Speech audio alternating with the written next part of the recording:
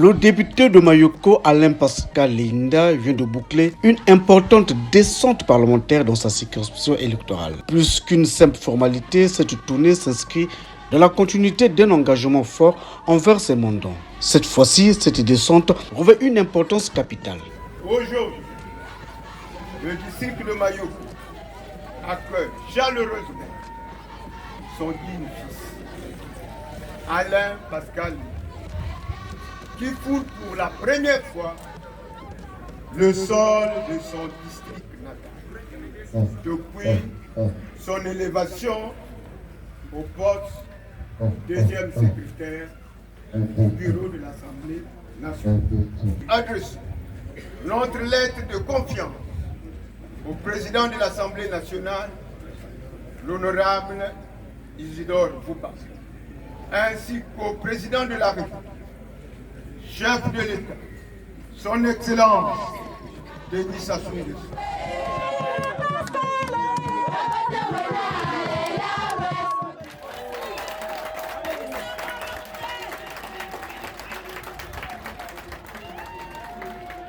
Les esprits de nos ancêtres vous accompagnent dans toute votre entreprise. Rien et rien n'aggravera votre vie. C'est l'une des grandes missions des députés que nous sommes. Un député qui est coupé de sa base, de ses mandats, n'en est pas un. Ça, il faut que nous le disions. Et donc, c'est le respect simplement des attributions qui sont celles d'un député que je suis. Et la particularité de cette descente parlementaire, depuis le 7 janvier 2025, mes collègues députés ont fait de moi deuxième secrétaire du bureau de l'Assemblée nationale. Il fallait que je descende à Mayoko, particulièrement pour cette occasion, remercier les populations de Mayoko qui m'ont fait confiance pour que je sois leur député à l'Assemblée nationale. C'est l'occasion que je saisis pour remercier tous mes collègues députés qui ont fait de moi deuxième secrétaire du bureau de l'Assemblée nationale. Mon parti politique, l'UPADS, avec à la tête le camarade Pascal Satima Biala, son premier secrétaire, qui a proposé ma modeste personne à cet endroit. Je remercie le président de l'Assemblée nationale, l'honorable président Isidore Bouba, qui a bien piloté, mené cette session extraordinaire au cours de laquelle j'ai été élu deuxième secrétaire du bureau de l'Assemblée nationale. Et enfin, je remercie, il faut le dire, tout ceci se fait parce qu'il y a la stabilité des institutions. C'est l'occasion de remercier celui qui incarne au plus haut niveau toutes ces institutions. J'ai cité Monsieur le Président de la République, chef de l'État.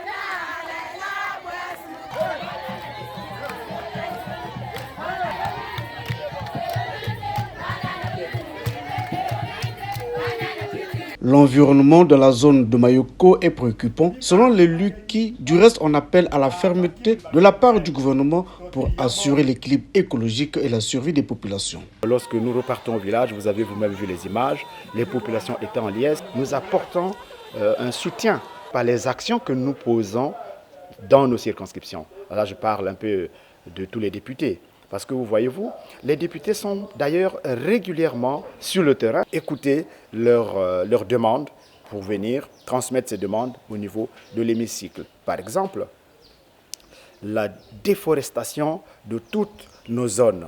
Par exemple, la pollution de l'environnement, la destruction des rivières, la destruction des forêts à Mayoko pour l'extraction de l'or de manière artisanale. Nous exigeons que ces sociétés, qui ont bien entendu la liberté d'exploiter l'or plutôt, c'est beaucoup plus l'or, parce que la société Ulsan Mining, la grande société qui exploite les mines de fer à Mayoko, est en règle.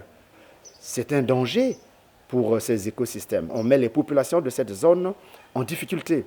Et ça génère beaucoup de problèmes. Et donc nous lançons un appel au gouvernement pour que le gouvernement prenne à bras le corps cette situation. À l'exemple de ce que la ministre de l'Environnement, Madame Arlette Soudan-Nono, a fait une opération coup de poing à Kélé.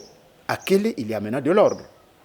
La même opération s'est poursuivie à Dimonika, dans le Kwilu. Ça a créé de l'ordre.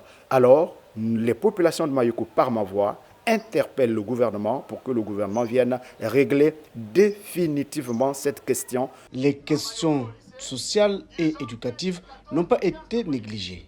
Mais les questions d'éducation sont à la base de tout. Les questions de santé sont à la base de tout. Moi, j'aime souvent dire que la santé est la première liberté de l'homme. Si on n'a pas la santé, on ne peut pas aller à l'école. C'est vrai qu'à Mayoko, il y a 2 médecins. Mais les médecins qui sont à Mayoko, puisque Mayoko devient un district sanitaire depuis bientôt un peu plus de 2-3 ans. Mais un district sanitaire sans support, un district sanitaire sans médicaments, un district sanitaire sans plateau technique représente quoi? Il est opérationnel depuis longtemps. Maintenant, il faut qu'il soit efficace. Et donc, ces questions de santé se posent toujours avec acuité. Au carrefour de Mungundu Nord et Mbinda, il y a un petit village qui s'appelle Mayokogar. Je suis en train de construire un poste de santé qu'on va inaugurer dans les jours qui suivent. Nous disons que le gouvernement s'efforce à rapprocher l'école des élèves. L'exemple du lycée de Mayoko, j'ai salué, félicité le gouvernement de la République qui a décidé l'année dernière d'implanter un lycée d'enseignement général à Mayoko Poste. Les populations avaient déjà remercié le gouvernement de la République.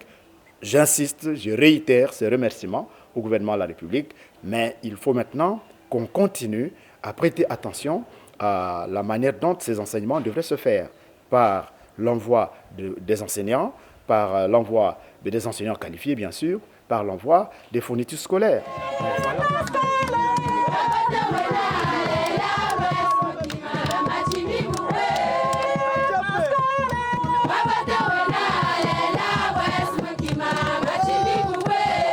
Le député dépeint Mayoko comme un futur pôle d'attraction essentiel à la diversification de l'économie nationale grâce à ses richesses minières. En prévision de l'élection présidentielle de 2026, le député Leyinda a conclu sa tournée par un appel pressant à ses militants à s'inscrire sur les listes électorales. Depuis tout le temps, mais particulièrement aujourd'hui, Mayoko est un pôle d'attraction. Un pôle d'attraction et la diversification de l'économie nationale. Terme ou concept cher au président de la République va passer par Mayoko. Mayoko attire, pourquoi? Mais parce que les minerais, il y en a beaucoup à Mayoko. Dans 6 mois, les Congolais vont devoir se prononcer sur quel est le Congolais à qui on va confier la responsabilité de conduire les destinées de notre pays. Et le premier préalable, c'est la révision des listes électorales. Et le gouvernement a eu raison de proposer, de convoquer, d'initier la révision des listes électorales. Même si nous, depuis longtemps, on avait toujours demandé autre chose, par exemple la biométrie. Mais aujourd'hui, le message que j'ai porté auprès des populations de Mayoko, c'est qu'ils aillent massivement s'inscrire sur les listes électorales. Cette tournée parlementaire a permis au député Alain Pascal Leyinda de réaffirmer son rôle de lien entre l'Assemblée nationale et sa circonscription. Mayoko est un territoire d'avenir dont le développement durable passe par la préservation de l'écologie, la participation citoyenne et l'amélioration des services de base. Du point de vue de l'histoire politique du district de Mayoko, et au panthéon de l'histoire des députés, nous n'aurons jamais eu une telle rencontre qui est si exaltante, chose exaltante. C'est pourquoi j'ai dit, applaudissons peut-être plus une fois encore pour les députés. Ce qui me plaît, c'est l'acceptation de l'appel de tous les chefs du comité des villages, les chefs du quartier, de tout Mayoko. Oui. C'est une première. L'unité de Mayoko commence par ses actions, cette activité. Et je pense que c'est maintenant que ça doit interpeller.